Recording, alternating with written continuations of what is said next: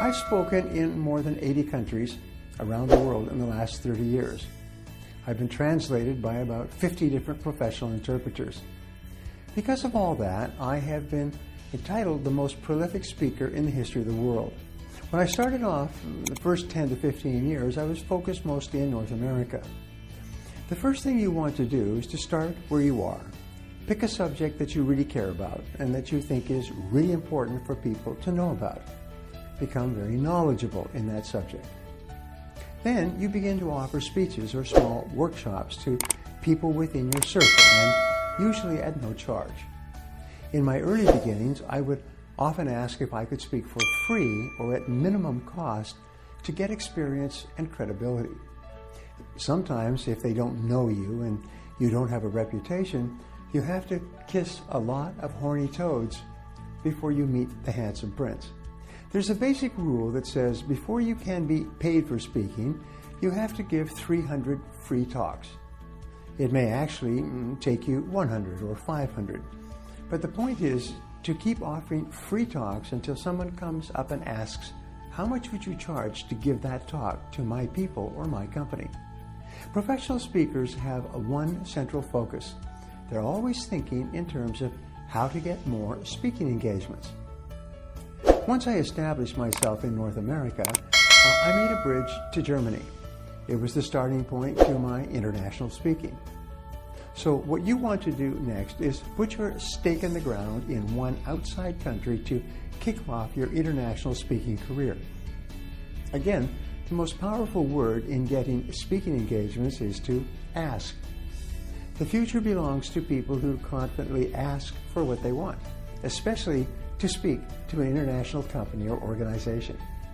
You can call them up and explain that you specialize in a subject and that you love to speak to their organization.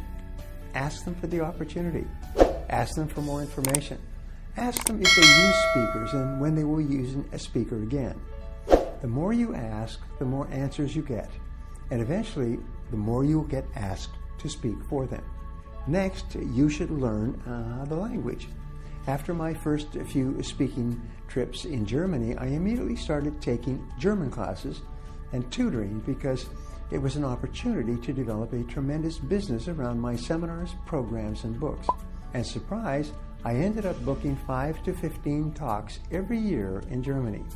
Today, I could speak almost fluent German. Also, make sure you pick a country that is a global epicenter.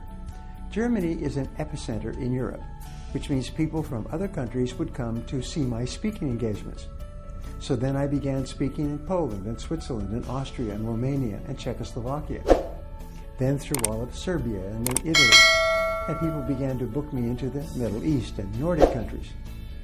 Now, 85% or more of all speakers are hired because someone else recommended them. Someone who heard them speak said, "This is a great speaker." The more people who can say that you did a great job when you spoke somewhere else, the faster and easier it is for them to hire you. Lastly, be sure to stay around after you've given a speech or a talk. Offer to speak again to others, maybe even on different subjects. It's amazing how much business comes when you stay around, have a drink, and talk to people. You are more likely to have people ask you to come and speak to their organization. And there's the start to your international speaking career.